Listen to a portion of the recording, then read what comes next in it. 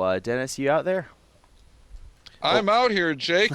Joel is going to be away, I guess, I here today, I though. know. That Just cold that got him on Friday. I'm glad I didn't get sick oh because we're all man. speaking to him here over the mics. I'm, Yeah, I'm actually, feeling I fine. really think that Joel is just sick of work, so he Ah. decided Is to that have what it a is? 3-day It weekend. You does know how sound it like goes.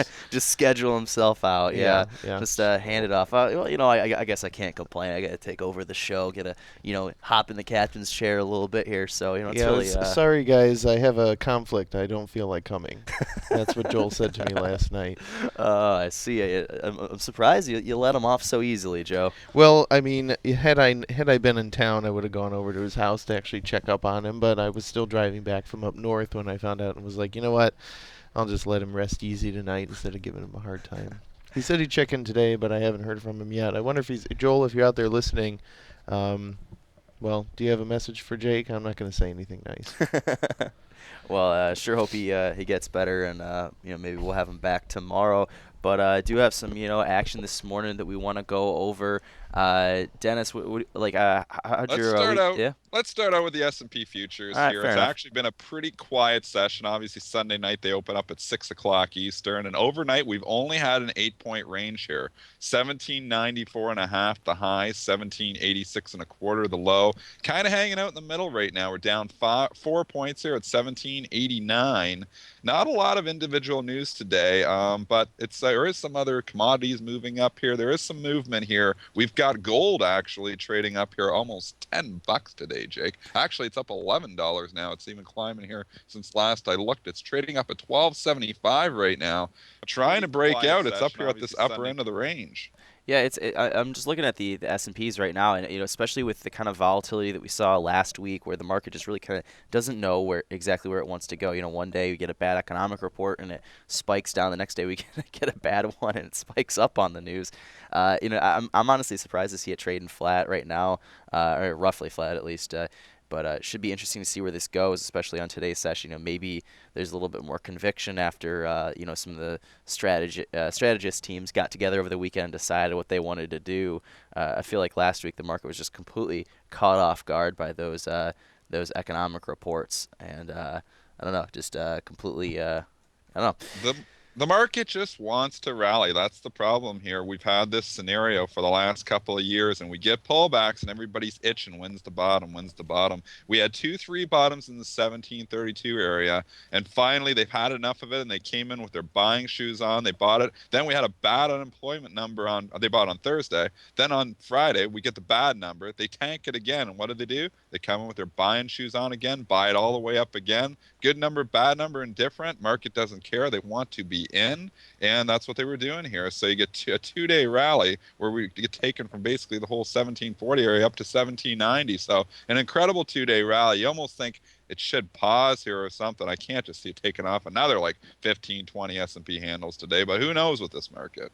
Yeah, I don't know. It's really crazy because I feel like on one hand, yeah, the market wants to continue to go up. There's so many bulls that want to just buy into it and keep the rally going. There's it seems like there's as many on the other side that maybe pulled 20-30% last year and are wondering, all right, when is it time to take some money off the table and let it come back a little bit. So you really have to, and that's why I think you're getting these crazy moves. 2% to the downside, 2.5% to the upside in each session, depending on what kind of a catalyst you get. So I don't know. It's just it's a wild market out there right now. But right now everything's trading down basically. Seeing the S&P down, Dow is down, Nasdaq is down, gold is up, and crude is down right now.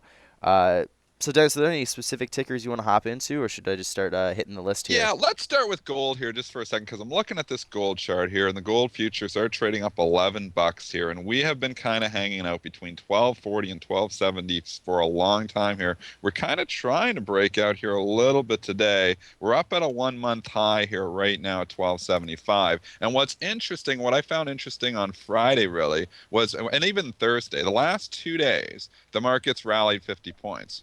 Gold really didn't sell off. Last year, every time the market's rallying like that, gold is getting hit hard. So that's interesting because obviously people are still banking and putting a little bit of money in gold that it wasn't weak when the market was selling off. But here we get a little sell off in the market and gold is strong. So you got to kind of like the relative strength here in gold lately that it can be up at a 1 month high despite the big S&P rally that we just had. I mean, I'm just looking at the Friday from Friday at noon to this morning at 8 a.m. I'm just like I have that chart up right now. It's just a 15 minute here, and it's really just a pretty much a clean march upwards here. You had that one Mm. spike where you got some serious volatility right around the jobs number on Friday, but after you get that volatility over with, it's really just been kind of marching upwards throughout the weekend. Was it 1275 or yeah, 1275.10 or something like that right now is where it's sitting at. So I don't know, just kind of an interesting march upwards right now with the S&Ps not doing a whole lot. So you do have some flatness with it right now, but it looks like it's picking up a little bit of speed right now. Should be interesting to see where that goes today. Maybe hop into some of these gold names themselves. They do rally pretty hard when you've got the commodity itself moving up. I know Newmont was one of the ones you were thinking of. That's November Echo Mike is the ticker there, Yeah, marching Newmont upwards. really got killed there on the earnings report. Obviously, I took the investment in my portfolio, and I obviously took it too soon because I took it in the 23 handle, and now it's got a 21 handle there, and they really knocked it down. It's been trying to fight back, but the earnings, obviously, the disappointing earnings is really knocking it down. It is kind of rounding there a little bit, so I guess you've got a support number you could look at, 2078. I usually like for trades, though, I usually like to buy them, more when they're stronger as opposed to weaker because this chart doesn't look as good. But if you bring up a chart of, let's say, like Anaco Eagle Mines, which is AEM, that stock just made new highs on the move. It ticked up to 32.31 on Friday, closing near the highs. Is up another 40 cents here today. It's ticked to 32.75. Very light volume, only 300 shares, but that one's been marching. You can also look at Barrick. It's kind of just been hanging out, but Goldcorp's another one that's approaching the high, and that's symbol double G. 25.54 is where it went out, and it's up at 29 or 25.92 here this morning. So it's interesting that not all of the gold stocks are rallying in sync now. They're being very a little more stock specific here. Barrick and Newmont a little weaker, Hmm. where Goldcorp and AEM have been relatively stronger. I think the AM chart's really kind of interesting. I'm not exactly a technical expert here, but on Friday morning, you had a sharp rally upwards. I mean, it's incredibly sharp how high it went up, and then it hit that high of looks like it kind of hit right at 3260, and then traded between 3230 and 3260. Just All day. dropped right into that range. So I don't know. It's just kind of interesting to take a look at that and see where that might be taking us this morning. Looks like we had a little bit of weakness towards the end of Friday's session on that Agnico Eagle mines there, and kind of pulling back a little bit. But interesting to see if maybe if we open up with it almost looks like it wants to open up with a little weakness this morning, Well, even I'd though imagine it's gold going is to up. open high. Yeah, If gold opens up 10 right. bucks, I've got to think that AEM is going to open up significantly as well. And it's bid up at 32.62 right now, which would put it up another 1%. Often we see here, Jake, is you see a move. You'll see a dollar run in something like Hmm. this, dollar, dollar and a half run. And then you'll see, a 4, 5, 6 hour pause where the bulls and the bears, you get people that are taking profits. You get other guys that still want to own the stock. And a lot of times, if it continues up and breaks out through the 32.60, you'll see a continuation of the previous move. Now, I'm not saying this can rally another dollar here today or dollar and a half, but gold is up $11. If gold continues to trade strong throughout the session and continues to climb, if the market S&P futures show weakness, it's not out of the realm to think that this thing could add another dollar here. It's trading up 40 cents right now, though very light volume. Absolutely. So something definitely we want to keep in mind there. I know another one you wanted to hop into this morning is Yelp. So I'll pull up that chart real quick. It had a little bit of news action there. That's Yankee Echo Lima Papa for anyone hopping in there. Let's see. I'm gonna pull up the handy Search dandy deal with trophy Yahoo. there. Yeah, Yelp shares Brent? up 12% on search deal with Yahoo. Yeah, I guess Brent, I'd love to hear an update on this. What are you thinking? So this was a report from the WSJ last night. Doesn't look like anything is confirmed yet. They want to do a deal for Yelp's ratings of local merchants are going to be on Yahoo Search. Supposedly this could be announced within a couple weeks here, but like I said, it's still a report, nothing too definitive that I see as of right now. Definitely kind of an interesting move there. I remember one of the one of the things that that Twitter was talking about with this deal last night was, maybe last year Yahoo could have just bought Yelp all out rather than buying Tumblr. Now we all know that kind of Yahoo wanted to get into this social space more, so Tumblr was a good way to do that. But obviously Yelp could have been another option. As far as I'm just looking at the trading action this morning, I mean traders seem to love it. took it over $100, sitting at 97.99's last trade I'm seeing. Dennis, what do you think of this one? Is this something you would go after today? You think the move's already kind of done? What are you thinking? Well, it's interesting that you were mentioning they could have bought them last year because look at where this stock started a year ago. This was a $20 Hmm. stock at the beginning of 2013. So here we are just about a year later. And this stock, quietly quadrupled last year. So you talk about, a lot of stocks had huge moves last year. I don't know if very many had bigger moves than this one. This thing had just had a monster year in 2013. It looks like it's trying to obviously continue that run in 2014 because we started at $70 and now we're approaching $100. Overnight high has been, I'll just hunt it down here for you, 101.68 is what I've got there. So that's where it's ticked up to. So maybe you find a little resistance there. We are under the key psychological $100 level now. So when you come to the regular session, that could have some relevance. But because it traded through it pre-market and pretty heavily through it, it probably doesn't have as much relevance as if its pre-market high was in the 99. So 101.68 is a level to keep an eye on. That was the pre-market high.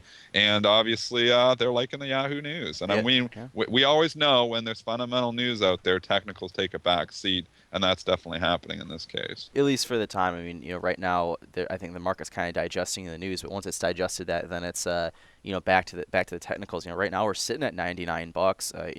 As I said just a second ago, I said it was at 97.99. So obviously a lot of volatility out there right now. Definitely something kind of interesting to take a look at. When we've got Yelp moving like this, I feel like it's interesting to take a look at some of the other Momo names or momentum plays, however you want to call it. I'm just gonna pull up Facebook real quick because they're Wow. both kind of in the social space. Facebook's sitting at 64 All-time bucks there. high. Yeah, definitely a lot of action here. I don't know. What are you thinking here? I mean, it's the earnings report was basically a blockbuster as far as traders were concerned. Really took the stock up, and now when you hear CNBC talking about this company, they're saying it's up X% since its IPO. A year ago, everybody was complaining about how much it was down since the IPO. I mean, Facebook's basically completely turned around the Yep. story as far as stock price goes. I mean, I guess there's some people debating whether or not they've turned around the fundamental story within the company, but definitely some interesting action here. And you get people arguing, all on all these stocks on the Twitters and Facebooks that the valuations don't make sense. But I've went through those bull markets. I've went through the tech bubble, and when momentum starts in one direction, valuation really doesn't matter that much. They've been arguing Amazon was overvalued since $150, and Amazon's up here in the 350 area here now. So from a valuation perspective, it's very difficult to say, oh, this is cheap here and you got to buy it. But from a momentum and a trading perspective, when stocks are making new highs, those are the ones you want to be in because stocks that make new high make more highs. I know, like, back in being a prop ops all the time, they used to teach you like buy high, sell higher. And that's really what the case is on a lot of these names. And Facebook making a new all-time high is a very hard case to short it. Here we had the earnings, comes out for it gaps up $5-6, consolidates for 7 trading sessions, or actually 6 trading sessions, consolidates basically between 60 and 64. Market sells off pretty hard during that time. It really didn't sell off that much, so it had good relative strength. Market starts rallying, and look who the leader is. Facebook taking us out of here again. So the chart's a breakout. You just can't argue with the technicals here. The stock looks like it still wants to go higher. Here we are. We're pulled back 4 points in the S&P futures. The thing's trading positive. People just want to be in this name. And long term, I don't know if I'd touch it, but short term trading, I mean, I guess you got to still be a buyer of pullbacks. As long as it stays above 60, bulls are in pretty good control of this one. No kidding. It's really interesting because I know we've brought Fernando onto the show before. His background's more of an MBA style background, so valuation is something he's very good at. He's undergrad for engineering, and and then he has an MBA. So it's like he's got the strict numbers look at things. And I remember we were arguing about the move in Green Mountain the other day, and he was saying that there's no way that Coca-Cola taking that kind of a stake in Green Mountain should be worth a 50% move. And I had to explain to him that like, yeah, it fundamentally, no, it's not worth that kind of a move. But when you have a momentum stock with that kind of news, fundamentals go out the window. We've been. Shorts are Yeah, scrambling, and exactly. like there's just so many other variables Yeah. happening there, and that's why we have a market too. Yeah, I mean that So 30% short float got not, I mean, not completely knocked out, but we'll find out in a couple days about how how far that went down, and then you had the news that they're going to buy back stock with the proceeds, and it just kind of compounded, and then you had a stock that maybe traders have been wanting to buy for a while. They got their reason, and man, it was off to the races for that. I know another one of the names you wanted to kind of look at this morning on the momentum side is Netflix. I feel like this one's been a little bit more on the quiet side recently, not necessarily for trading, but just kind of out of the news. There's been, the momentum names can only be in the news so much, if you know what I mean. I mean, the media outlets kind of like to focus on, a couple of the different names. But I mean, we're looking at $431 for sure on Yeah. Netflix right now. This is amazing. I'm looking at it.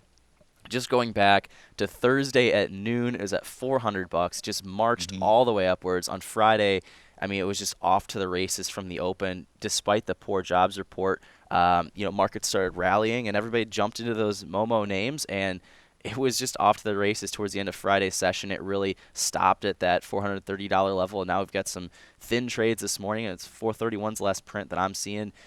How would you approach something like this? Well, this was one I actually got right. So the Newmont last week, I had it wrong when the earnings came out. I didn't think that they were going to do that to the stock. But this Netflix here, we were looking at this on Friday. We mentioned a few times in the chat. It was looking like it wanted to go. We had a catalyst Friday morning. Stifel Nicholas coming in, upgrading the stock. Or Stiefel or Stifle. I always get that. I like Stiefel Nicholas. Stiefel. Stiefel. Yeah, Stiefel on the Nicholas. commercials Stiefel. I'm they going to call it say that wrong Stiefel. for the rest of my life, probably. My wife always beats me on that because I start saying something wrong and I just can't change. I get stuck in my ways. And Like you read it, it Joel, looks like stifle, but when you actually say it, you're supposed to say Stiefel. So like Joel and Chipotle. There's Yeah. there's an analyst. I can't remember what it was. Maybe Brent chime in here. There's that one analyst shop that I always just butcher.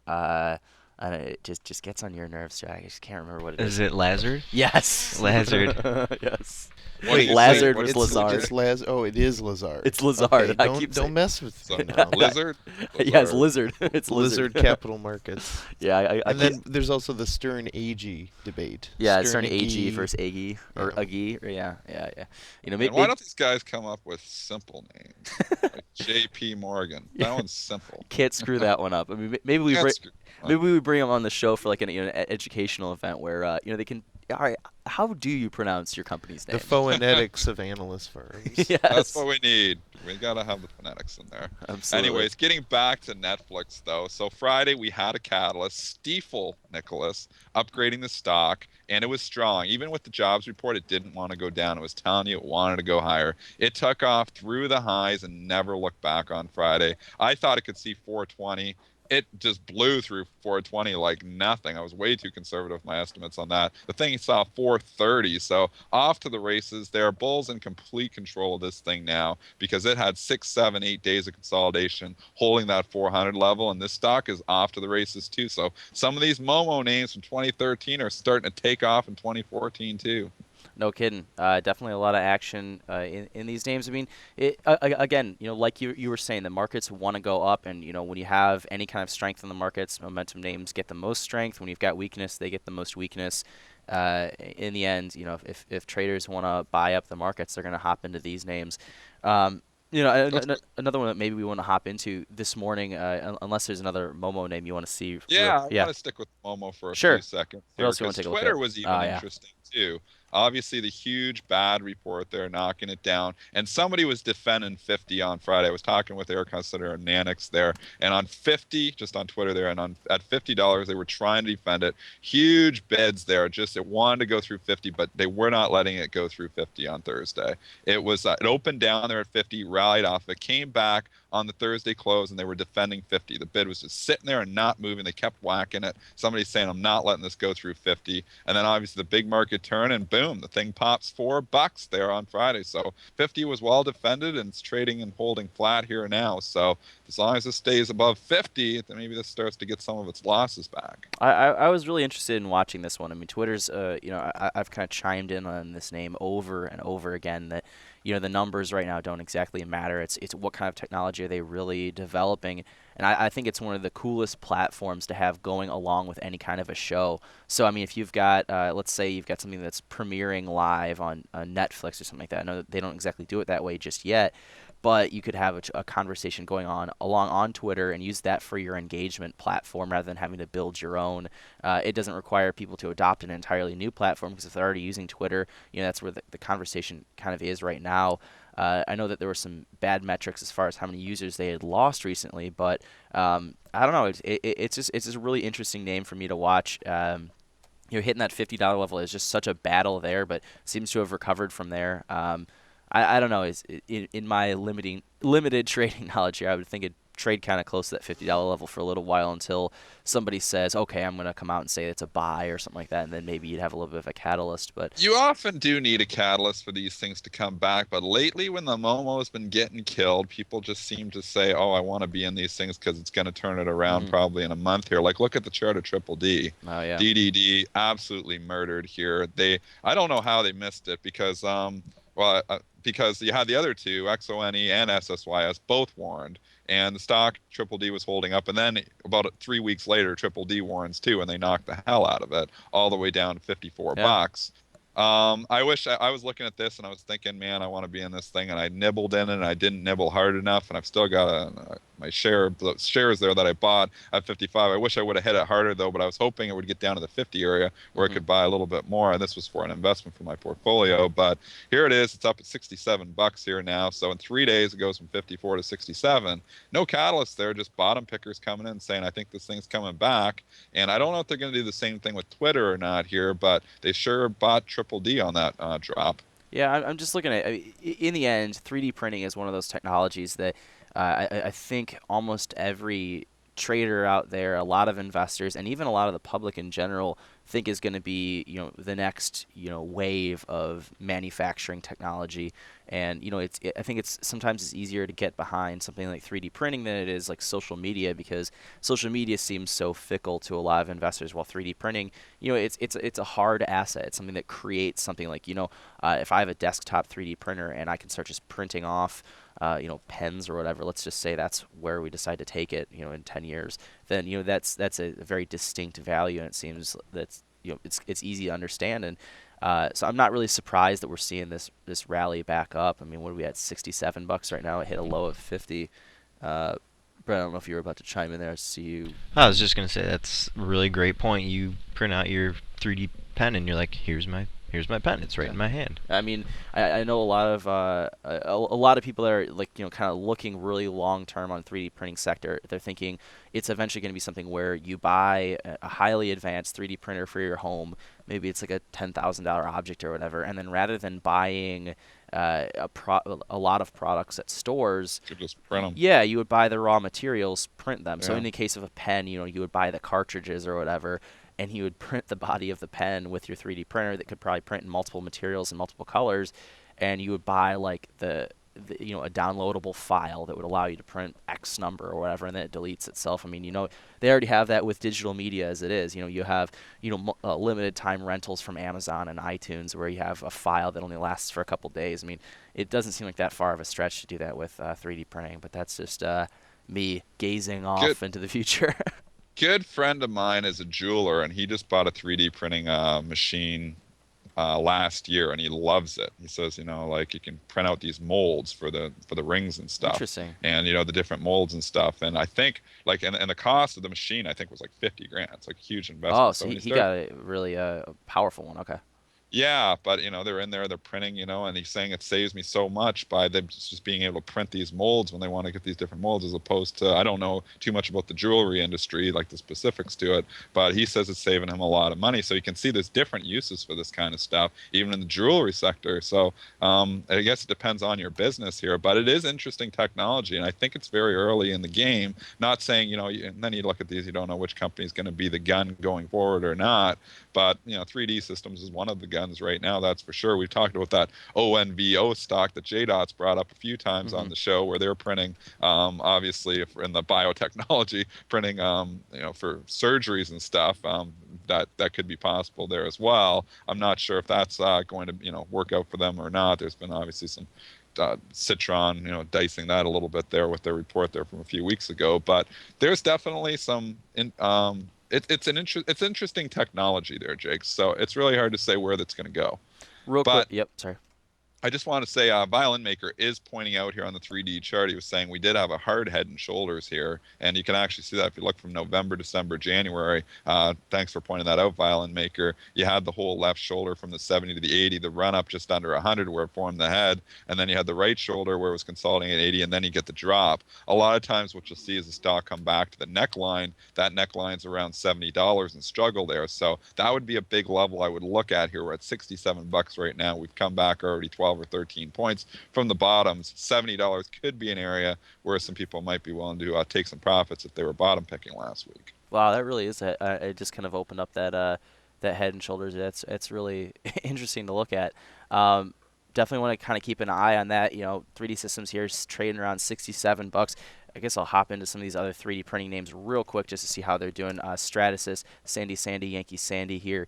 Want to pull up that chart and see what kind of trading action we're getting there. But when you have one 3D printer on the move, you kind of want to make sure you're hitting all of your bases here. At least that's generally how I want to do it. I'm going to pull up a chart here so you can Yeah. actually see what's going on. SSYS came back nicely too. Actually, my friend Chris says this is best of breed. He thinks the SSYS has got and he focuses on specific sectors there. And Mm-hmm. Chris Banny, who we've had on the show, is who I'm speaking about, and he thinks the SSYS is going to eventually be your leader. And it popped back immediately, pretty much that day. SSYS was down 12, 14 bucks in sympathy with the Triple D news, and I think it closed flat. So it's another one that's just kind of hanging out here on the charts. Obviously, it's kind of in the middle of nowhere. So when you're looking at Right. this, kind of got an ugly downtrend. It obviously had the wash out there on the Triple D down to 102, and now it's sitting here at 112. So I don't know, from a technical perspective, this one's a hard one to call.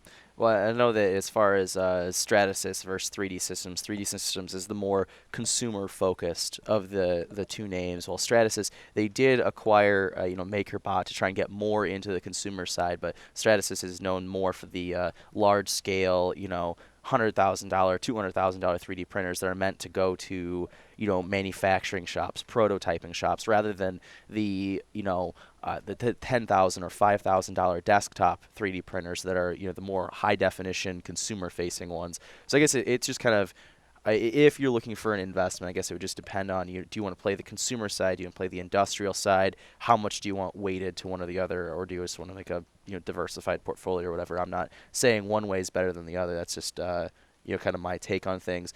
I want to take a quick second here to remind everyone. I know you guys are all in the. For anyone that's in the chat, feel free to drop questions in there. We're happy to knock them out of the park. If you guys got anything you want us to go after.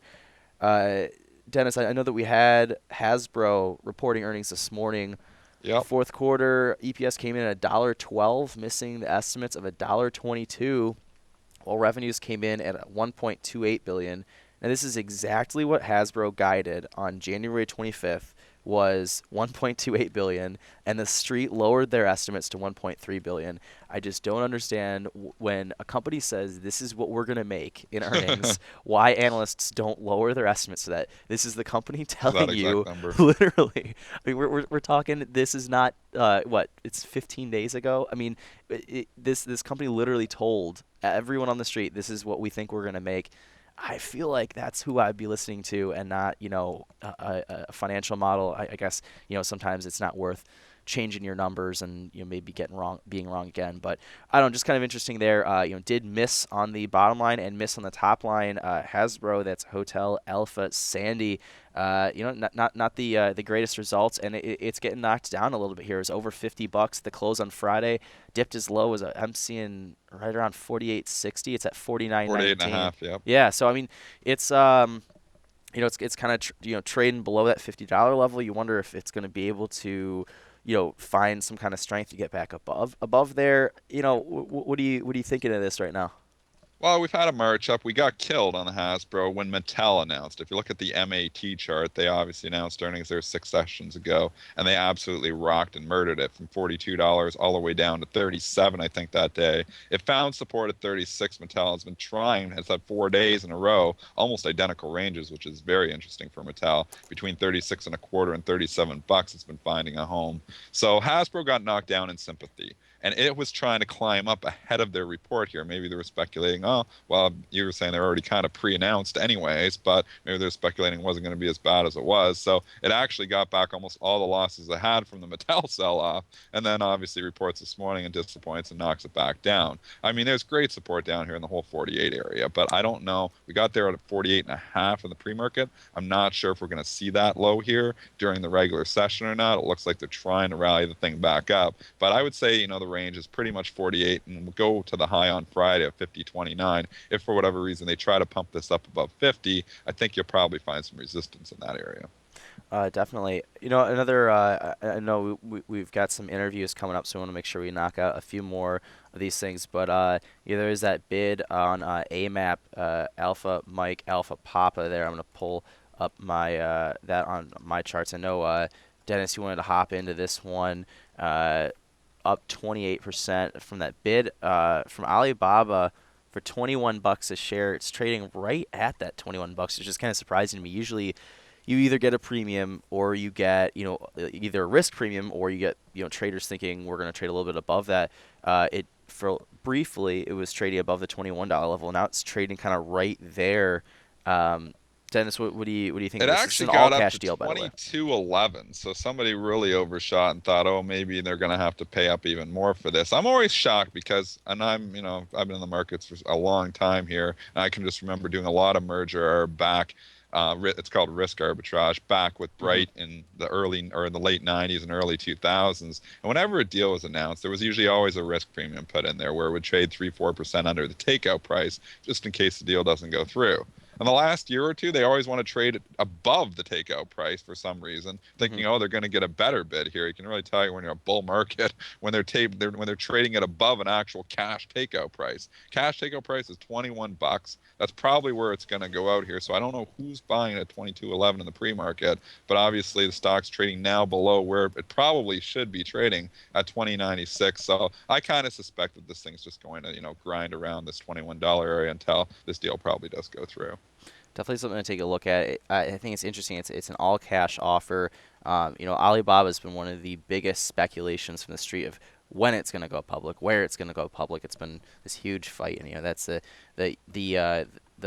one of the major drivers of the Yahoo share price, which is kind of interesting. I want to take a look to see what Yahoo's doing on this news, simply because if Alibaba's buying someone and Yahoo has a significant stake in Alibaba, does that affect Alibaba right now? Or Yahoo, I'm sorry. Right now, Yahoo's trading up roughly 1.5%. I don't know if that's just moving with the market itself. Yankee Hotel, No, it's Oscar, Oscar. well, there's multiple news there too because they did the Yelp search deal here too. That's so true. they're all Right. over the place So today. yeah, they've got some serious actions on the news front, and I don't know, just kind of it had that melt up on Friday along with the jobs report, and then moving up today again. I don't know, another looks like 55 cents right now. So some action on Yeah, Yahoo for you. 37.78 right now. You're right. It is getting a good lift on here. It was lifting. It's been lifting for the last 2 or 3 days with the overall market. Obviously, market's pulling back 3 points here today, but the fundamental news is driving Yahoo higher here. They've got to deal with Yelp, Alibaba now with the AMAP deal, and they're obviously liking it here, at least in the pre-market. Stock's trading up here 55 cents. If it really goes into rally mode and really starts taking out, I'm just going to highlight a high here for you. 38.32 was the high on January 28th. That's probably where I think you might find some initial resistance, which is about 50 cents higher than we are right now. So if you're selling it here, I think you might be a little bit early, but I don't know if this is going to be one that holds up or not. It's always interesting. Once the real players come out at 9:30, because we only trade 60,000 shares here in the pre-market, a lot of traders, 99% of your institutions that are really going to move the price around, don't trade in the pre-market. So once the real volume starts to come in, we'll have to see if they can actually continue to rally this or if they start to whack it, because here they are, Yelp's getting the search deals kind of interesting. We're paying a pretty good premium for AMAP. Back in the day, they'd actually knock down the company that was paying the premium and buy the one that's getting acquired. Lately, they haven't been doing that. They just buy everything up. So we'll see if this holds up and if it finds resistance in the whole 38 area. Well, it's a wild market out there. Definitely something we want to watch. I know actually we're supposed to bring Alan Brockstein on air real quick. We're going to get an outlook for this week of some of the cannabis stocks. What he thinks is going to be going on. So what I'm going to do is I'm going to mute us real quick so Joe can bring him in, and then we've got a double interview going on today. So we've got a second interview up afterwards. So I'm excited to get that one rolling as well. So give me 30 seconds here, and we'll be right back with Alan Brockstein.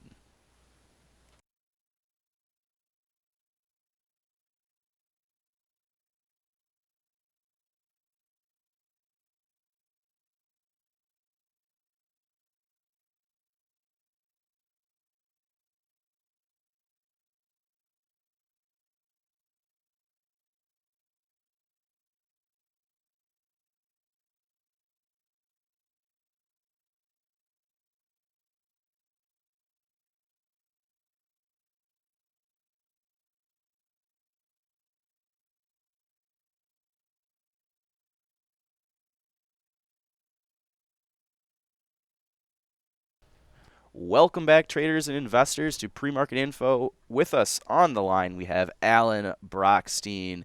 Good morning, Alan. Hey, how's it going, guys? Doing pretty Hey, well, doing pretty well. hey, Alan, we're just looking to get our pot stocks fixed here from you this morning. What's on your radar here this morning? Well, this is actually going to be a big week, I think. I think the biggest thing for me is today we have, I'll back up a little bit and tell you about last week in a minute, but we're going to have a conference call today with the CEO of Creative Edge Nutrition, Bill Shaban, at what time is it? At 3 p.m. today. So I don't know if you know this story. I think we might have talked about it last week. I've been writing about Canada as being a real Okay. big game changer. Hmm. I, Yeah. and and I had a conversation with Bill last week. This is a wild story. This is the kind of penny stock I don't think people would care about in general were it not for this. But it's basically been a nutritional supplement company. He came in. It was a mess when he came in 2012, and I wouldn't be interested in it were it not for what was a top secret project that was. It came out. The Ontario province, I think, not province. It's early. The city Windsor, which is in on the other side of the border from That's where I'm Yeah, at, Windsor. right. just across the I know river it from Windsor. pretty us. well. I think they kind of blew his cover, and so he was trying to be under the radar. And after details started to come out, he just totally flipped, and he's over the top. The guy's posting on Facebook all the time, has a lot of excited investors, but uh, love him or hate him, you have to really admire what he's doing. And I had What's a the talk with ticker on this one? FITX. FITX. FITX. That's right. Oh, this one's been flying. Right. So the whole Canada story is really exciting. I know we're only on for 10 minutes today, but long story short, I think that Canada has basically legalized marijuana. It's not as simple as that, but they're changing their medical marijuana program. They used to have one provider, uh, state provider, government provider, and then people could grow on their own. They've gotten away from the grow on your own, and they're going to have multiple providers. And so the number of patients is like, I don't know, 35, 40,000 right now. And Health Canada, which is overseeing the program, says over the next decade it could go to 300,000. Well, if you really think it through, the big thing going on right now is if you want to get a card in Canada to get medical marijuana, you have to wait, from what I understand, about 10 weeks. It's a real pain. They're going to make it just as easy as, I don't know the exact process, but that 10-week delay goes away. It's going to be very easy to get any doctor to give you a prescription. So basically, anybody that wants marijuana is going to be able to buy it through the government, through mail order, through various providers. FITX has a project. It's called SEN, which is it stands for Creative Edge Nutrition, but it's just SEN Biotech. And I think we might have talked about this last week with Grow Life. Signed a deal with them. Grow Okay. Life had to get shares approved last week. They're raising their authorized share count from a billion to 3 billion. If this deal goes through, there's a deal where some of the shares will actually go to FITX. But that's kind of story. We're gonna have this call today. I talked to him last week for 3.5 hours and was pretty blown away by what he had to say. Not on board, so don't get me wrong on that, but it's very interesting. What this stock, I'm just looking at it this year, is absolutely incredible. It started 2014 at like a tenth of a cent, and Right. now it's up at 10 cents. This is like up. How do you can't even figure out the Yeah. Not only math that, on that thing? the share But count soared also. I mean, the share count jumped from, I don't remember the number, it was under a billion, I think, to I don't remember off the top of my head, but it's now close to 3.5 billion shares. So that gives you a sense of what the whole company is worth. Uh, and the thing is, there's some confusion. I'm hoping that Bill can clear it up. There was an 8K that came out from their partner Grow Life, symbol PHOT, Yeah. that said that this company only owns 10% of this project. But he says it's actually 75%. Hmm. So if that's correct, which I'm waiting to verify, then, you know, this is going to, they just press release this morning. This is going to be, if it gets fully built out, they say they can sell 1.3 billion pounds, I'm sorry, million pounds of 1.3 million pounds of cannabis per year. I mean, that is a ton. So there's a lot of providers coming on. Some of them have been approved. These guys have a provisional uh, Wow. approval. They need to get the final approval by uh, meeting the criteria. That's expected, though. That's one of the things we're going to cover today on the call. What are the risks to that?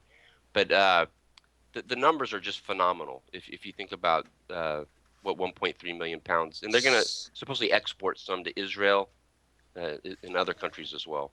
So if they can sell 1.3 million pounds a year, if this really does come to fruition, like what kind of price would that put on this stock? Because here I'm looking, I'm kind of scared as a trader. Am I getting in this too late if I'm buying it here now? Because it's Yeah, already went I up. don't have a Like, comment on the stock. That's, I mean, you have a yeah, good point. There's a lot of ifs here. It's risky. I haven't ever said to buy it, by the way, or not to buy it.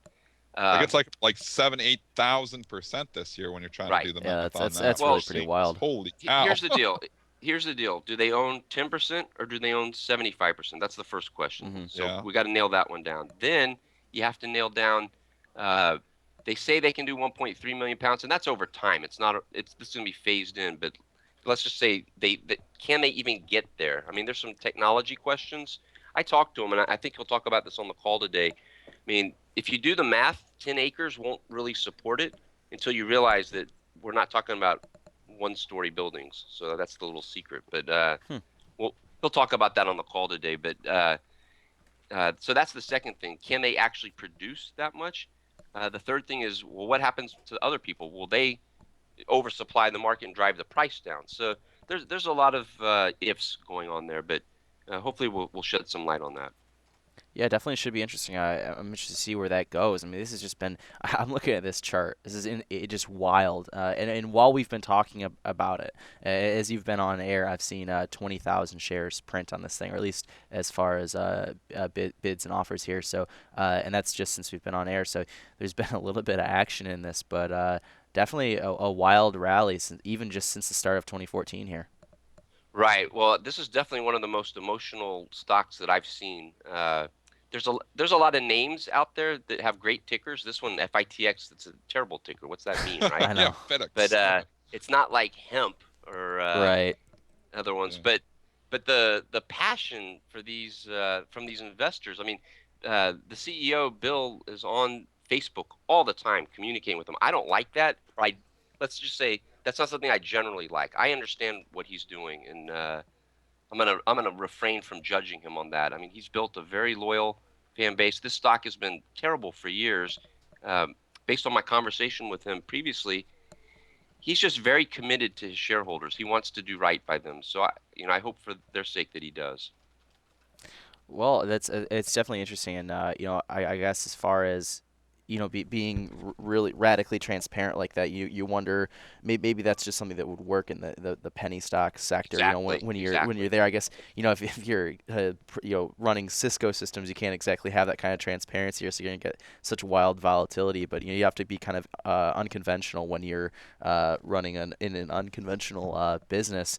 Yeah, Yeah. this is unconventional to the max. But there's one other thing I want to put on the table, which is, last week we talked about which stocks Kramer might talk about, Yeah. and Yeah, it your turned out article to be a too. pretty Yeah. good call. And one of the ones was called Full Circle. It's a little one. We Yeah. talked about it last week. FULL. Yep. They're going to report after the close today. The only reason I want to bring it up, I've done some more work, and I shared this with my subscribers last week.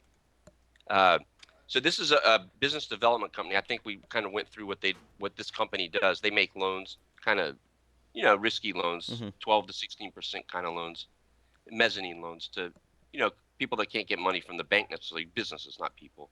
And so they have an arrangement with ticker symbol CANN, which is a company I really like actually, but I'm talking about FULL. They're going to come out with earnings tonight. They have three Analyst. This is a Nasdaq traded stock. There's about 9.2 million shares, I think. So it's not a very big company. When we first looked at it, I valued these warrants that they got. They received 1 million warrants just to enter into the transaction at 550 a share, and I valued that to.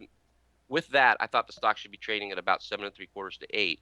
But they also have these really sweetheart converts. They're able to lend up to $30 million. The first 7.5 million come with a conversion price, the way it's structured, of just $5 a share. So if you add that value in, I think the stock should be at about $9 once they make those loans, which I Wow. think they will. So they're going to report tomorrow. Here's why I'm mentioning it.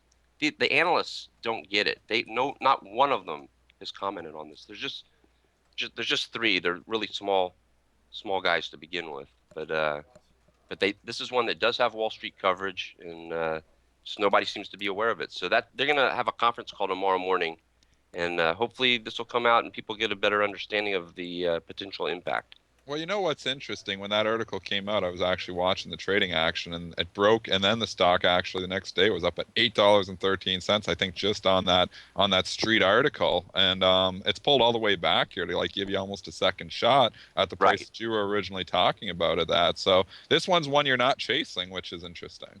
Yeah, no, I think for a lot of people that want to dip their toes in the sector, this is the perfect stock. I mean, it has its own risks, but not marijuana risks really. I Yeah, mean, but the dividend works out at 6.7 cents per month, works out to a yield of about 11% roughly. right. So you So kind it's of get even paid. paying you to wait. Yeah. Exactly. So Well, very interesting. Alan, I do appreciate you joining us today. We have to hop off here. We got some more stuff we got to get into this morning. Thank you very much for giving us our pot stock outlook for the week. That was Alan Brockstein of the 420 Investor. Thank you for joining us this morning, Alan. no problem. Y'all have a great week. You do the Hey, same. thanks, Alan. We'll appreciate your pot stocks talk next week. All right. Take care, guys. All Okay. right, gonna take a short break, and then we'll be right back with you.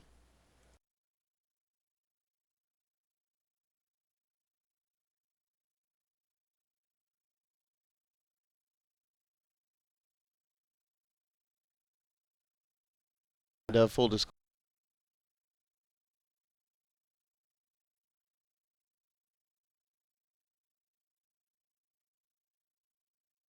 Welcome back, traders and investors. That was Alan Brockstein of the 420 Investor giving us the marijuana stock outlook for the week. Definitely some interesting information there. We're getting that to be a weekly Monday segment, so keep an eye out for that. Just give me a quick little update each week to see what he's looking at in that growth sector. Definitely a wild one to watch.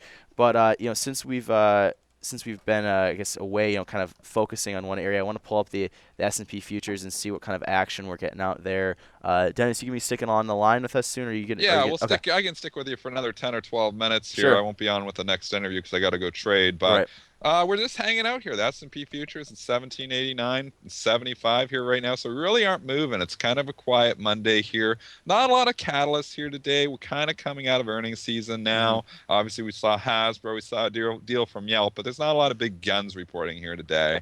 So we do have a few upgrades and downgrades, which I wouldn't mind touching into here, Jake, if we got a minute. Starting with American Express because they're getting upgrade over there at Morgan Stanley. Yeah, absolutely. I'll pull that up real quick. That's Alpha X-Ray Papa for anyone following along on their own charts. I'll pull up that upgrade for you. I don't know, Brent, if you have any details on that. Happy to hear them from you. But looks like we got, what was that?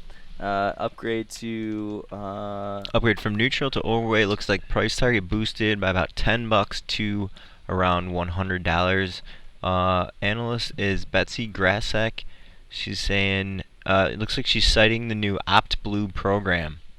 very interesting. Yeah. It's knocking it up. It was at $87 on Fridays, or roughly where it closed at. We broke above 88 briefly, so it did give it a little bit of a boost, but nothing too wild. What do you think, Dennis? Well, we've been on a 3-day march here. We put in a hard bottom there when everything else bottomed. The triple bottom in the market, I guess, equal to triple bottom in this stock too, because you had three lows within 30 cents of each other: 82.77, 82.63, and 82.95, and then we were off to the races. So this stock seems to be moving right along with the market. Obviously, it's going to have some good relative strength today here with the Morgan Stanley upgrade. It's trading up another dollar here in the pre-market, $88. I'm looking at the chart. The number that jumps out to me really is the big whole number of 90. We are $2 away from there right now. I do not think it's going to get there today. That could be where they're trying to take this thing. It all depends, obviously, on the market as well. But maybe, in the next week or so, we could slowly, steady climb up to that area where I think you will find resistance. But if you're buying it up here, kind of chasing it a little bit too. I mean, here's a stock that was an $83 stock 3 trading sessions ago. Now it's an $88 stock, so it's up 6-7% here. That's a big move for this stock. Obviously, I think it's going to close higher because of the upgrade, but I don't know if I'd be chasing it here or not. Yeah, no, definitely something to watch. I guess maybe we should kind of pull up some of the other, known credit card names here. Mastercard, Mike Alpha, moving a little bit up this morning. Not a whole lot of action there, so I guess not really a ton to look at there. Just wanted to see if we'd find anything. But were there any other upgrades or downgrades or even initiations you wanted to hop into? I know there were. You said there were a few you wanted JP to look at. Morgan. JP Morgan was upgraded Society Generale. Am I saying that one right? Uh, Society Generale, the yeah, French you one. can You do have to that or say it with a sock French gen. accent. You got to do the French accent. I was gonna say. You gotta do the French accent, of course, there, Brent. Society Generale. That's pretty Yeah. good. Sock Gen. It's easier to say Sock Gen. Yeah. They're upgrading JP Morgan here today. What's the details on that one, Brent? You got the price targets and stuff from the Sock Gen upgrade of JP I Morgan? believe I remember seeing it. Just give me one sec here. It's kind of sometimes it's funny when you get ratings from some of these Euro banks because they'll be like in euros, but I believe this one was in US dollars. Looks like price target boosted from $62 to $66. Hmm. Stock trading up just slightly here in the hmm pre-market. Not SocGen, I don't think has huge influence. Not like a Goldman Sachs or something upgrading it, but it is having a little relative strength. It's up 30 cents here in the pre-market, and the futures are down 3.5. So it does look like J.P. Morgan is going to be a little bit of relative strength there. $58 jumps out like a sore thumb. That's a dollar away from here. I don't think it's got a shot at getting there unless the market really starts to take off. But that's where you got some major resistance. Before that, it's a little bit tricky. You got a little gap area in there between 57, 42, and 57.10. So there's some air kind of everywhere in the 57 handle. So maybe you struggle at that first high. I know Joel probably would point out the 57.10 high that we had on January the 23rd. So maybe that's your first area of resistance. And then above that, it pretty much opens up. Yeah, definitely something to watch. I always comment on this when you've got one bank upgrading another bank. I don't know, I kind of get a kick out of it, but definitely something to watch here. J.P. Morgan, last trade I'm seeing is at 56.88, so definitely going to be something to watch on today's sessions, especially with the S&P's trading down a little bit. When you've got a major bank trading up, that means that this upgrade has a little bit more weight than it looks like just on the tape. Just kind of looking at some of these other upgrades. Bristol Myers. Yeah. Oh yeah. Actually, that's not a bad one. I'll pull that one up. Yeah, Bristol Myers getting upgrade at BMO Capital, the Canadian bank there, and it actually is getting a pretty decent lift on this upgrade. These Canadian banks are starting to have influence on some of these ratings changes. They weren't influential 4 or 5 years ago, but these guys are getting bigger, and they're starting to influence the street here as well. 50.85 it's trading at right now, or a bit at 50.85. Went out at 50.33, which would put it up 1%. Interesting, everybody had this one for dead 3 sessions ago. It had that breakdown back on Wednesday, and then the key reversal closed that day fairly strong. Thursday an inside day, and Friday was off to the races. It got $1.50 rally on Friday, and it looks like it's going to try to lift here again today. Resistance here, you had multiple highs in the mid 51s, and then you had the big washout day. So I think again in the mid 51 area, it might struggle a little bit here, but this has got a little bit of momentum, and the value investors were looking for an excuse to come in here and buy it, and maybe this upgrade gives them another excuse. Really, it's kind of interesting to me because on Friday we broke above that $50 level, and you always wonder, is that going to be kind of a catalyst? Is it going to be able to hang on to a level like that? And then what's the street going to think of that? Are they going to say, I'm not sure if I want to be in over $50, but you get an upgrade like this, and now we're up another almost 3.8% today, buck 85, I guess. So rallying once again. Dick's Sporting Goods is raising guidance here, DKS, and this broke about a half an hour ago, and the stock is actually getting a huge lift here right Wow, no now. kidding. Uh, Up about yeah, like it's 7%. raising guidance from looks like from $1.06 up to Q4 up to $1.10 to $1.11. So Right. doesn't seem like a huge raise, but I don't know if they're saying anything else because this is a huge lift the stock's getting on it. 54.55 just traded here right now, which would put it up almost $3.50. I'm looking at the charts and 54 look big to me, but I guess it's trying to get through that. I'd use that as a key swing number because we bottomed out multiple times in November and December at 54, and then we came down and we obviously cut through it there early this year, came back up, retested the 54 on January 30th, got as high as 53.87, failed, sold off. Now we're lifting up here again, and where are we getting right above 54 a little bit here? Fairly light volume, just ticked down to 54.30. I think you're going to probably struggle in those mid 54s. Yeah, it's actually interesting. I think the reason that the stock is getting so much strength this morning is the company's previous guidance was $1.04 to $1.07, and now they're Mm. raising that to $1.10 to $1.11. So that's a nice little bump there. The street was looking for $1.06, so they beat street estimates, but the company raised its own estimates quite a bit there. So definitely kind of interesting. And they said it's just they're seeing better than expected fourth quarter comp sales. So that could be it. Just kind of want to keep an eye on that. One more thing I just saw come through the feed, looks like Brent was posting this, is some Ford vehicle sales here from the UK, up 11% here. Mm. Uh, they said Ford reports January car sales in the United Kingdom up 11% to 21,792 units. The reason that I wanted to note this is first off, we've had weakness in the American automakers recently, over the last week specifically, but also one of the major catalysts, or at least not catalysts, but arguments against Ford and GM and these other large American automakers is that they can't manage to make Europe happen for them. They just can't get it working. It looks like Ford's caught some traction in the UK. I don't know if this is quite enough to bring them back from the hits they've taken, but they did rally fairly well on Friday, and now they're above 15 bucks. 15.08 is the last trade I'm seeing. Any thoughts here? I was trying to get dirty in this one on Friday. GM had taken off, obviously, in the pre-market, was trading up like 3% at one time. I think it got up to like 36.46. Ford wasn't responding nearly as much. It was only trading up just slightly in the regular session there. I started picking up the Ford at 15 bucks.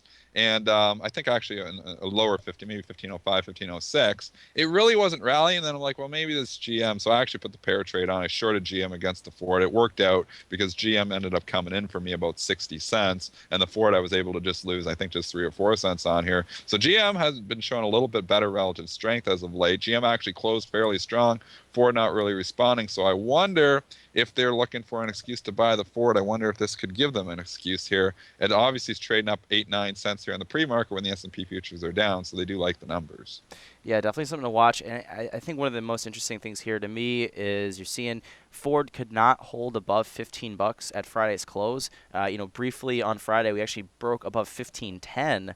But at the close on Friday, stock couldn't manage to hang on to the $15 level, and it's blasting right through it right now. So, wondering if this is enough to get it back up above 15 bucks. Ford and GM will definitely be on watch today.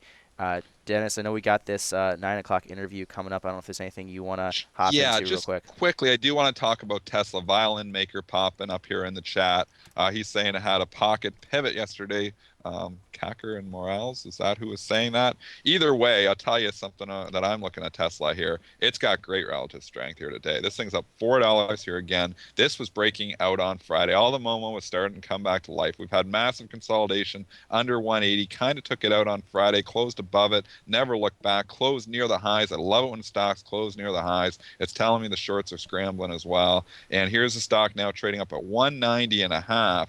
Quietly speaking, we're only 4 off the all-time high in Tesla. So here, everybody had this thing for dead in November when it got under 120. The story was over. Well, no, the story wasn't over, and the story is back here again, and we're only $4 off the highs in Tesla. What's most interesting here is that the story, as far as it's being reported, is over though. The media just doesn't bother covering it anymore, and that's what interests me the most. Tesla is one of those Momo names that usually just gets the media attention. That's what makes it so volatile. But they decided to kind of focus more on Twitter.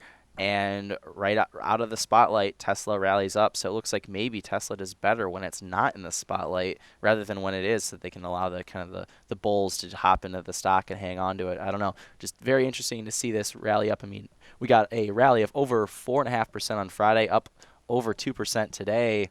You know, like you said, heading for those all-time highs. Yeah. We think we got it's 9:01 here now, so we're gonna take a quick short break here. We're gonna get our second interview, and we'll be back, guys. All right. Thanks a lot.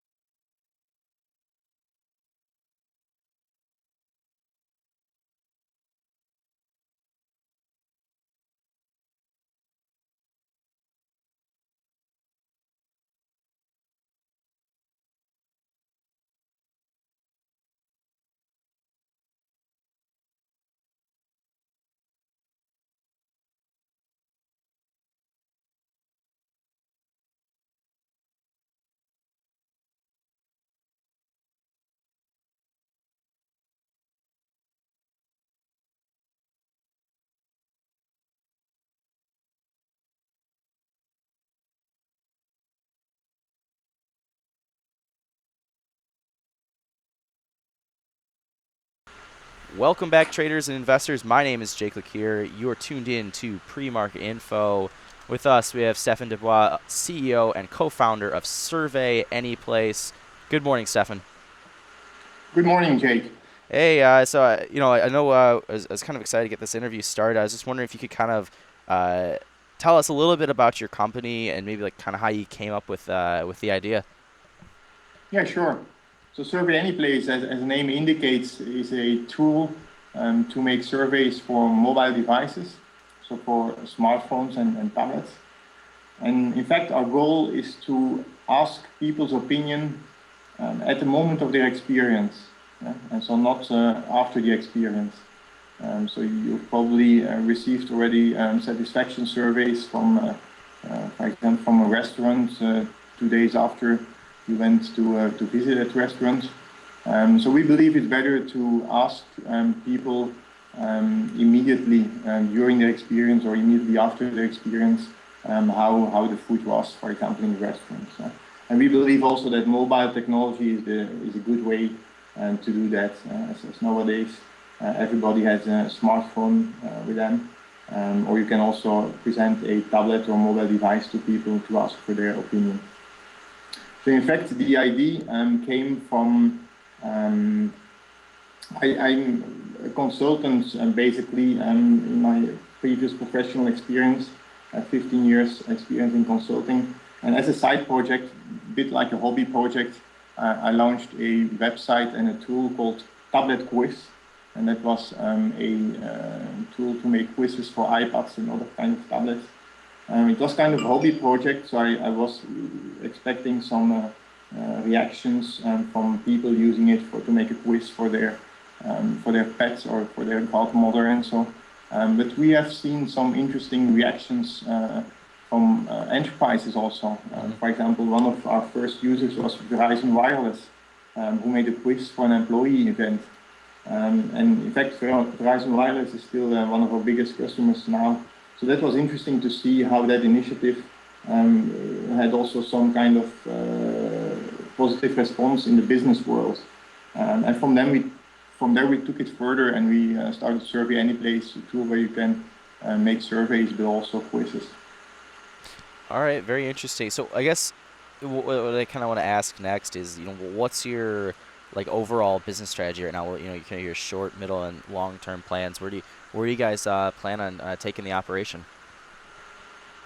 So basically, if you can summarize our ultimate goal, you have to consider two groups of people. You have people who create products, and you have people who use those products. And all we want to do is to connect those two groups of people. We want to make it very easy for those two groups of people to communicate with each other. And so we believe that there are benefits at both sides from doing that. So the producer, of course, will have better customer satisfaction. It will lead to better revenue and profits. And the user will have products that are better aligned to his or her needs. And so to connect those groups with each other, we believe mobile technology is the way to go. We think that we have to use, as a strategy, we have to use all mobile sensors that you can find on today's devices to collect as much as possible information from the experience. For example, the GPS or the camera to collect information about the consumer experience. So, and that is reflected in our short and middle term plans also. We will have on the short term a new version of our software which will be released at the end of March and which will allow much more information captured through those sensors like geolocation and the camera. So that's the way we plan to move along for the next months and years. Okay, I gotcha. So, do you guys have any direct competitors in your space? I guess I'm just kind of wondering what kind of competition you guys are facing right now. Yeah, we have competitors, and it's good. Otherwise, there won't be a market, so that would be a bigger problem. But I think at the one hand, you can take the traditional, if you can call it like that, survey tool providers like SurveyMonkey, probably the most well-known of them. And at the other side, you have the custom apps, like the apps that you can find in the App Store, and the apps that you can have developed by companies who develop those apps, like based on your specific needs. So we like to position us in the middle of that. So offering the convenience and the affordability of like SurveyMonkey and the likes, but still offering also the app experience of the custom apps. An app experience means the design which is in line with what you would expect on a tablet, for example, with the possibility to swipe between the questions. Also the mobile sensors I talked about. So those are all things that are typical for an app, but we want to offer them also in our tool. Well, definitely, that's interesting. So, I guess who exactly are your customers? I'm kind of interested to see, how exactly do they use your product, and what are they using it for? So I don't know if you can kind of just dive into your customers. I have a few other questions relating to them too. So I don't know if you can give us some insight there. Yeah, sure. So as you probably understood already, we are not really a tool for scientific surveys like that you can do for scientific research and like many questions. We're more like marketing surveys, which has to be short and engaging. So our customers mainly are like marketing departments of big corporations or marketing agencies who use the tool for their customers. So that's one big category. Then we have also education. So that goes from schools, universities to corporations or companies that have education as core business. Those are the two main categories. And then we have also market research and a couple of others which are a bit smaller. Okay, I got you. So who exactly like creates the design for your surveys then, and how does that work? So basically, our tool allows for the design creation that can be done by anyone without any technical or design knowledge. So the user, the one who buys or uses the survey, can design the survey completely themselves. But if they want that we do it for them, then we can also do that. So that will be at a certain cost, of course. So these are the two possibilities. We want to make it really very easy to make a good design. For example, we have a nice little piece of functionality that allows to, or that scans your logo. It scans the colors of your logo and it applies those colors to the rest of the application, like to the buttons and so. And you don't have to do anything for that. So then automatically you have already a design which is pretty decent. Okay, I got you. So when these surveys are completed, right, are these mostly on mobile devices then? Well, yes, we don't limit to mobile devices because we think our philosophy is that it has to work on all devices to collect as much as possible responses, of course. But we see that about 70% is executed on mobile devices. So some of the surveys are exclusively done for mobile devices, like for example, on an event, the people at the booth, they have an iPad and they ask the event attendees some questions. Then everything is via mobile.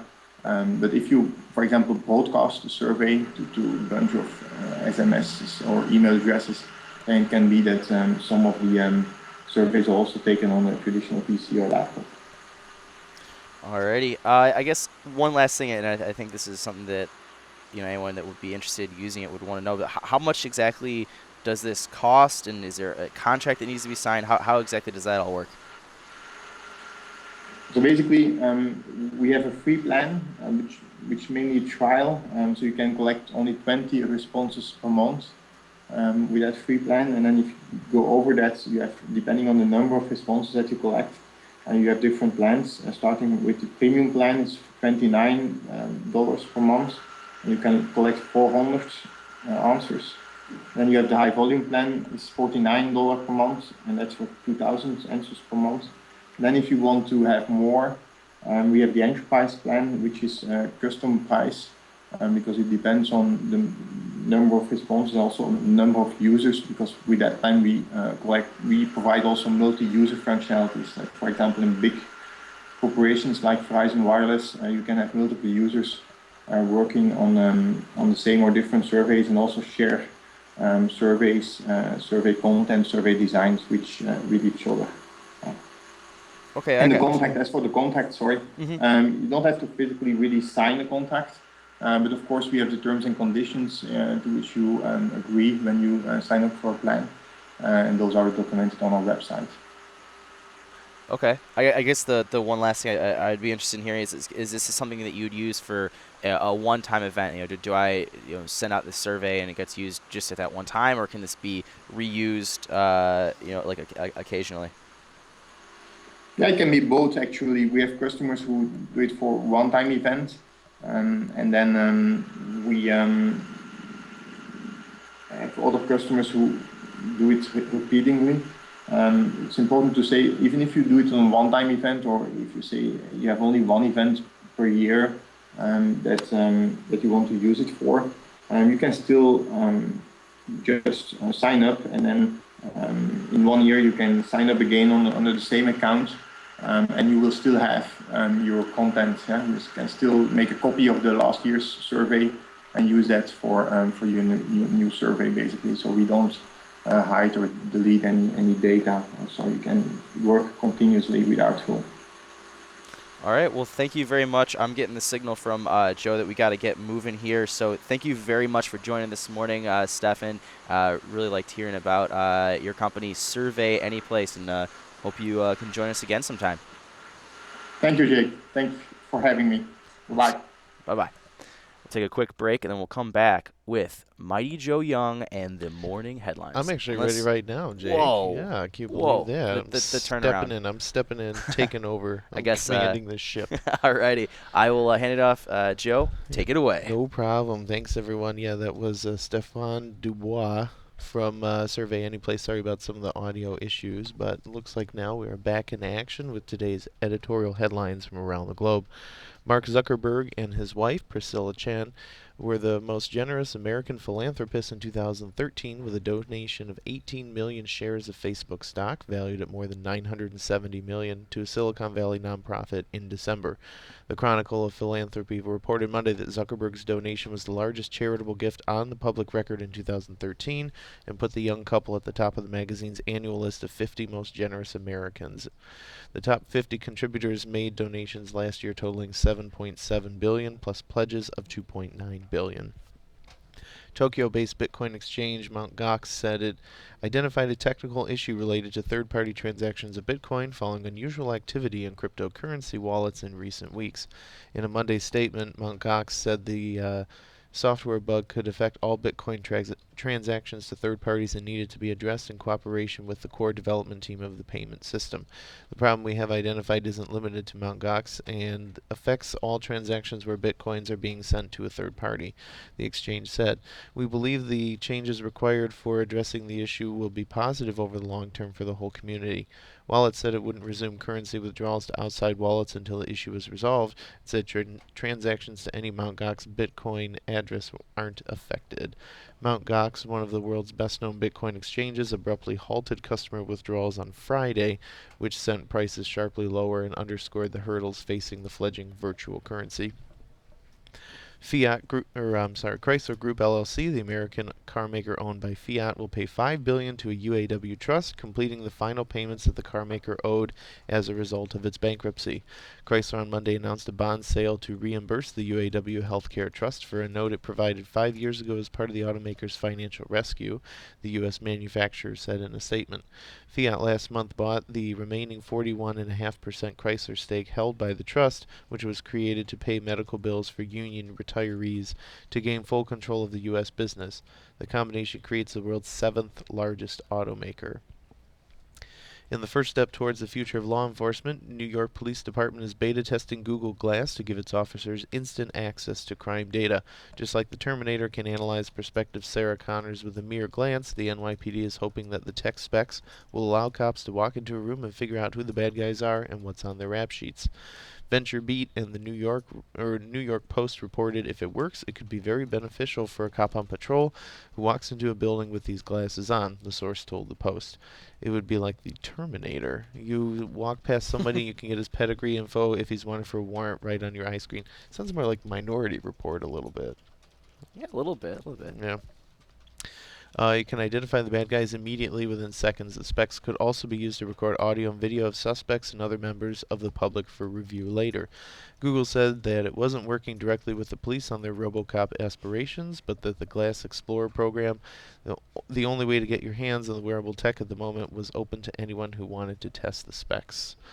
Motorola's Droid Zap, a photo-sharing application which was previously exclusive to Motorola's Droid devices, is now available for all Android users via the Google Play Store.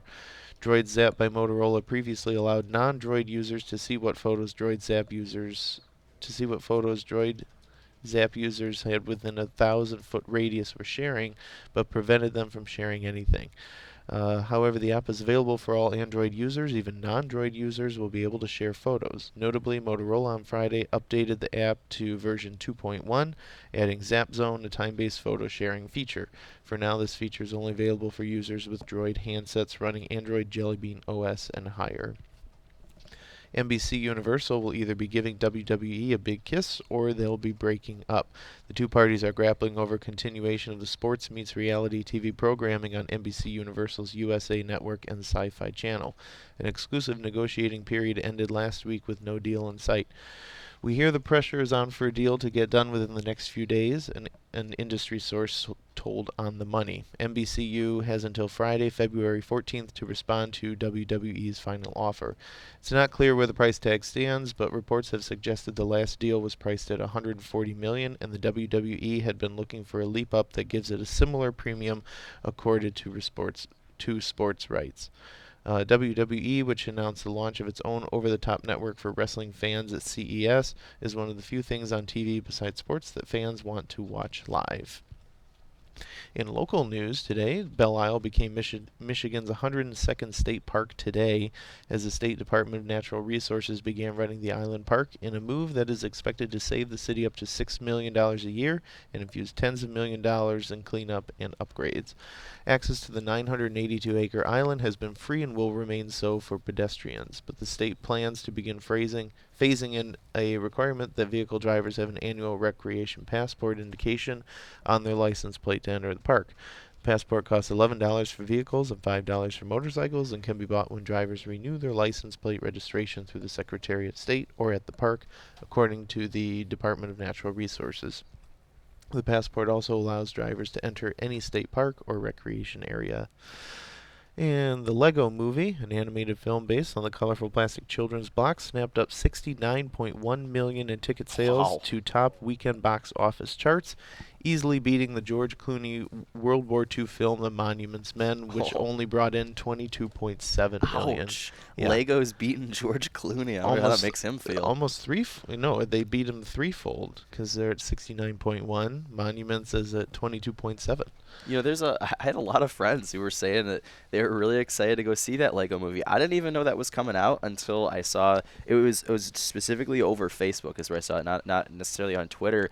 But a lot of rave reviews for it. I mean, I know it's kind of anecdotal, but I was I going saw to ask 10 or if 15. you got any kickback because I saw someone I know on Facebook said that the Lego Movie was terrible. Really? But they're also a lot older. Okay, so- well, I mean, these were all like buddies of mine that were actually a little younger than I am, so I think it was more kind of like it's a kickback to childhood Mhm. rather than hey, I'm going to see a really good movie right now. Yeah, right. It's yeah, you know.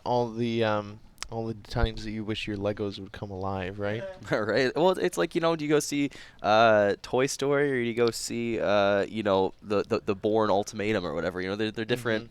They're different. They're different angles there. So. That's right. That's right. So the movie, led by the voices of Will Ferrell, Will Arnett, and Morgan Freeman, Wow. features toy minifigures of Batman, a pirate, and others in a Lego universe faced with the destruction on Taco Tuesday.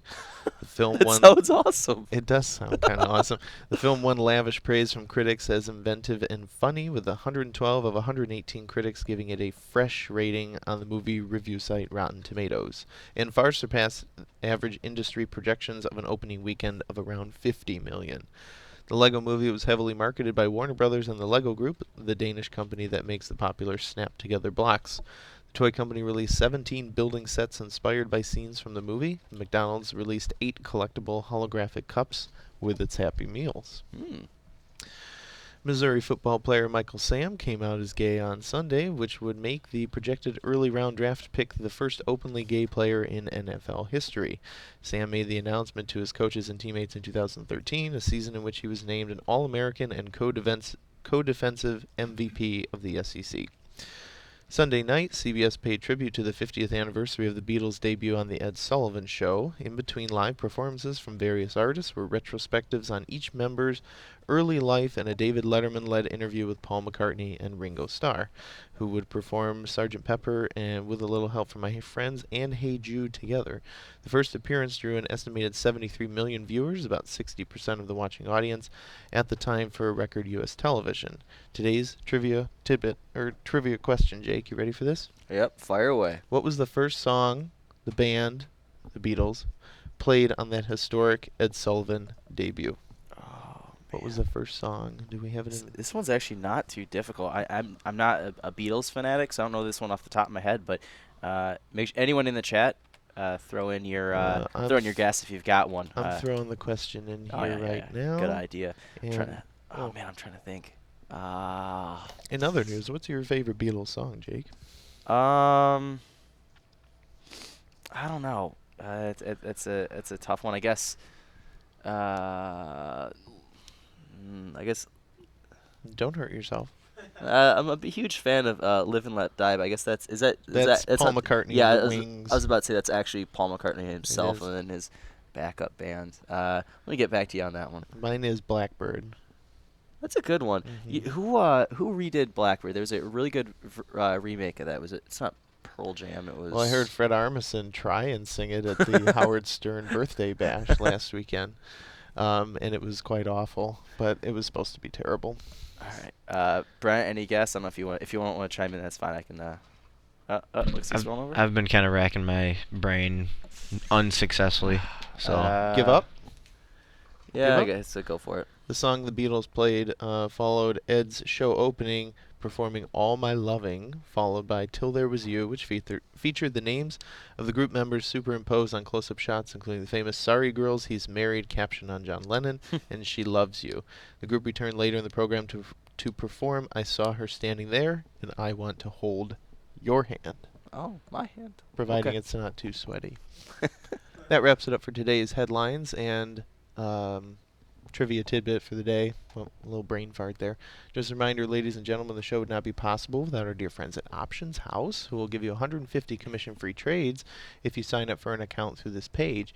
There's buttons at the top, at the bottom right. Go ahead, make a click, open an Options House account, get 150 commission-free trades just because you listened to Benzinga's pre-market prep show. That wraps it up for me. I see Brent reaching for the mixer. And Oh, he's yeah. here. here I am. I think that might mean it's time for the ratings. Reading. That's right, and there are just a ton of upgrades this morning, notable or not.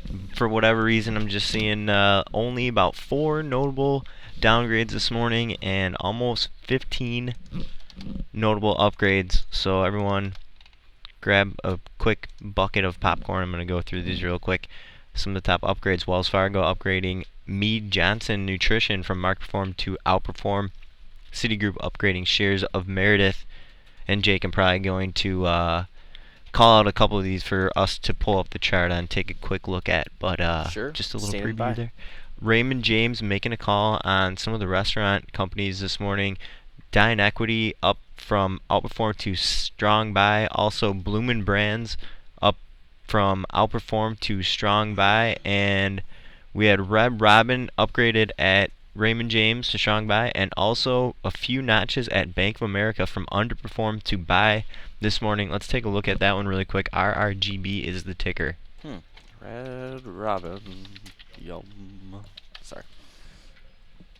Yeah, I got that pulled up here. I'm seeing 66, 60. Oh, 666. His last trade here rallied pretty strong on Friday.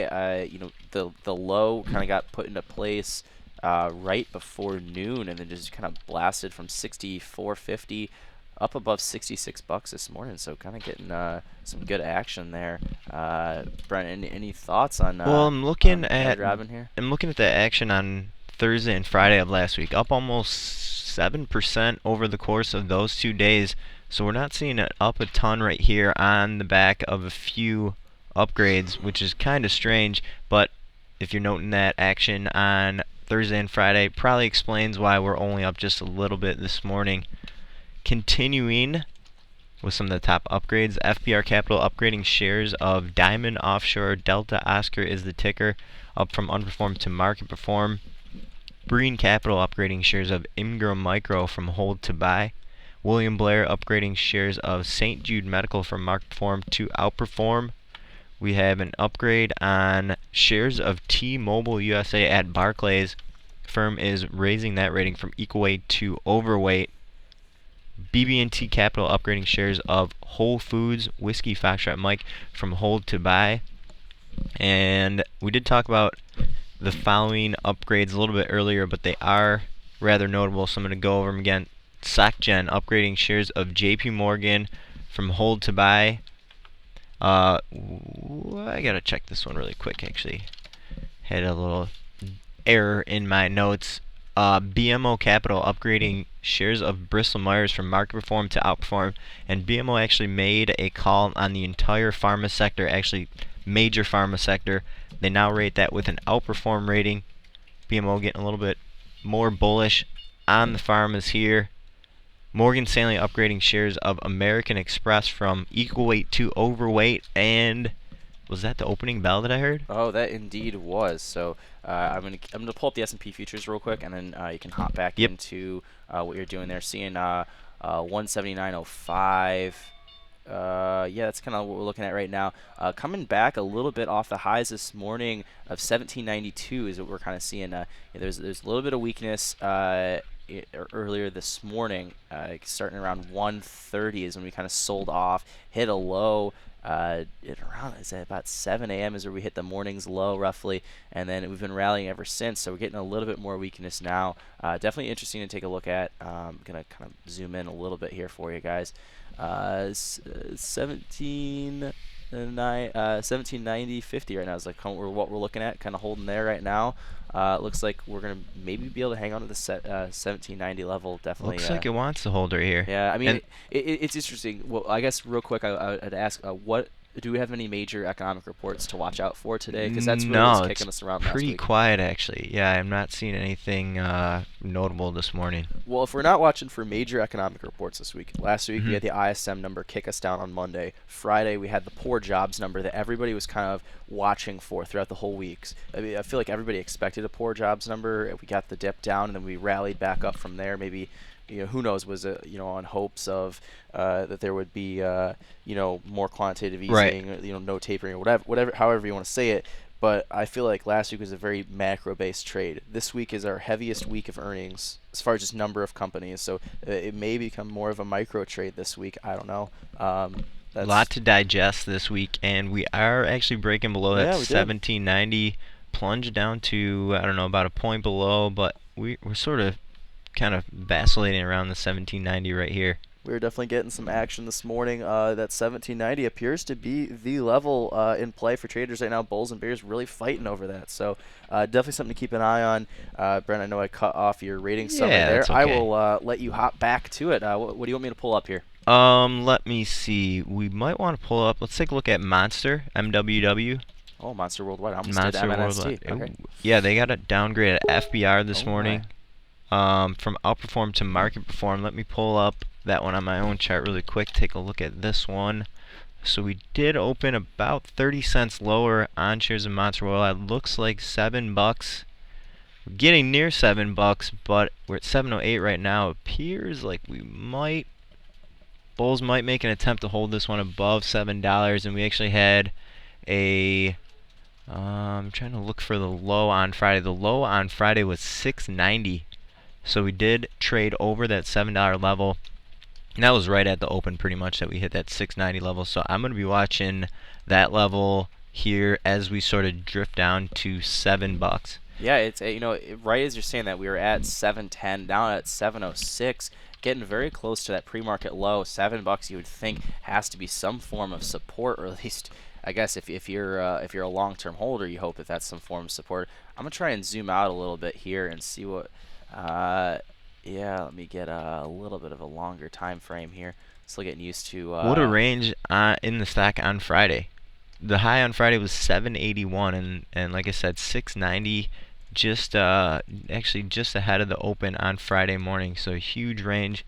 This one's been pretty volatile over the last few weeks or so. What's interesting to me is it's really kind of gapped up. I'm guessing that's its earnings report that kind of did that. It gapped up to a little under, roughly $7 from the $6, actually even mid $5 range on that earnings report. So after selling off in early 2014, the earnings sent it back up, and now this downgrade's kind of, I guess, causing some of the bulls to kind of temper themselves. So definitely something to watch for there. So we are getting a downgrade on shares of Fairway this morning, and this is rather notable downgrade from Bank of America. They've taken it from neutral to underperform, which is the equivalent of a sell rating. They're telling their clients out there, we want you to get rid of this one, and if you have some shares, start selling them.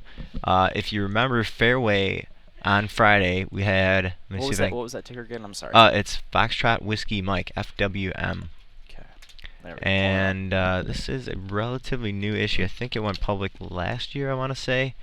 We did get 5 downgrades on Friday, I believe. So Yeah. Bank of America is kind of jumping on the latter half of the bandwagon here, but This is a rough chart. I mean, I'm looking back at 6 months right now. Mhm. If you look at it in October, it was trading over $24. We're now down in the Wow. $8 range. So this stock has lost 2/3 of its price. It's just getting killed. You got a little bit of a rally in late December. Looked like maybe it's gonna be able to hang on to $18. Fought there for a little bit and then just collapsed. Then it leveled out again in late January, early February at around just below $12, and then dipped lower there. Real quick, I'm getting a news from Dennis here that Tesla has hit an all-time high. So I am pulling up Woo! that chart real quick here. Yes, 193,989. So we are just off those all-time highs. 194, I believe. 194 flat was the all-time high.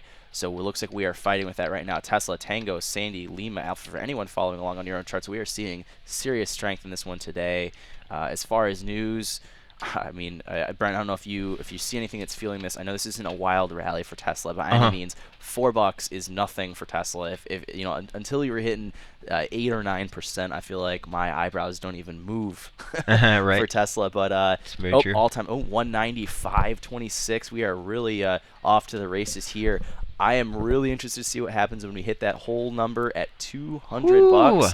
Don't get ahead of yourself here. I know. I mean, it's only $5 above though, and for Tesla, when bulls decide to start taking this thing, they love to run with it. But then you're hitting that whole number, and you wonder if maybe people are thinking of open up maybe a short at $200. Right. I certainly wouldn't recommend it. I mean, every time I hear people trading this stock, I get like a chill down my spine because this is so volatile. I just don't even understand it. So maybe that's why I'm not a trader. Well, yeah, it's okay. Don't worry about it. So we did have a Reuters report yesterday. They were highlighting a chance for a reduction in electric vehicle subsidies, which now looks like it's going to be less than planned in China. So I think that this one is kind of getting some, not exactly some definitive news, but at least the prospect here of sort of more favorable conditions in China, boosting that up, and we did hit 196 on the button there. Yep. Right around 195.20 at last check, but 196 new high. And Jake, let's move over to Apple really quick. I want you to take a look at the That's Apple right. chart. There's some news coming out of Icon this Exactly, morning, right? yes, we did. So if Oh you my. can pull up the pre-market chart, you look. Can you say see- whipsaw down see- to below 517? Now we're at 523. Yep, and some they were action there. the stock was pretty quiet around that 521 level for the hour or so, starting at 8, and then looks like news hit the wire just before the open, dipped us down, like you said, to 517. We're kind of popping back here, and some comments coming out of Icon related to the ISS recommendation. He said he was disappointed in the ISS recommendation against the proposal, and he said that he now sees no reason to persist with a non-binding proposal with Apple. So I guess one other thing I wanted to take a look at is Dick's Sporting Goods. We did see that rally this morning. That's Delta Kilo Sandy. Based on that guidance, it is selling off right at the open here. We Really? hit that high briefly above $55 in the pre-market. Because I remember that's kind of when we were talking about it. Pulled back slightly below $55. Was kind of holding that range between 54 and 55, trading around there. We get the market open and it just dips below $53. Last trade I'm seeing is at 52.50. It's showing serious weakness here. A little profit taking. I think that's what it is. I think there's a lot of traders out there that maybe were long and said, hey, pick up This a is a couple great points here. reason. Or maybe they bought in the pre-market and they're just looking for a short-term move of $4 here. However you want to kind of spin it. Dick's Sporting Goods is selling off here. 52.50 appears to be a level it's holding at. This is quite a battle here. It'll dip below it and then hop right back above it. $52, obviously next whole number level down below, but it's been kind of holding this spot for a little while. Yeah, 52.50 looks like it's gonna pose a bit of resistance here at least, and we were highlighting the news on this one a little bit earlier. Better than expected Q4 comps. They also gave some insight into their fourth quarter EPS figure. They had previously guided in the range of 104 to 107. Now they're saying it's more likely to be in the range of 110 to 111. Nice tight range there, and it was better than the street estimate. So I think the street kind of initially really liked that figure, and now they're just kind of profit taking a little bit. No kidding. Something to keep an eye on. Brent, I guess we have that movement in Apple. We have Dick's Sporting Goods here. Got a lot going on. S&P 500 still kind of selling off, but regaining strength here. Up, not up yet, but we're at 1795, so possibly nearing 1800 on the S&Ps. I know that we just kind of want to keep an eye on those. NASDAQ is not in the green, but it is flat. Oh, there we go. Ticking into the green, so definitely something to keep an eye on there. Gold is still up. Crude oil is down. Brent, I know you got a lot of ratings there. I don't know if you want to hop back into those or if you want me to kind of... I don't know. Maybe we can take a quick look at one more. There was an a downgrade from Janney Capital. This was on Balitech. BYI is the ticker there.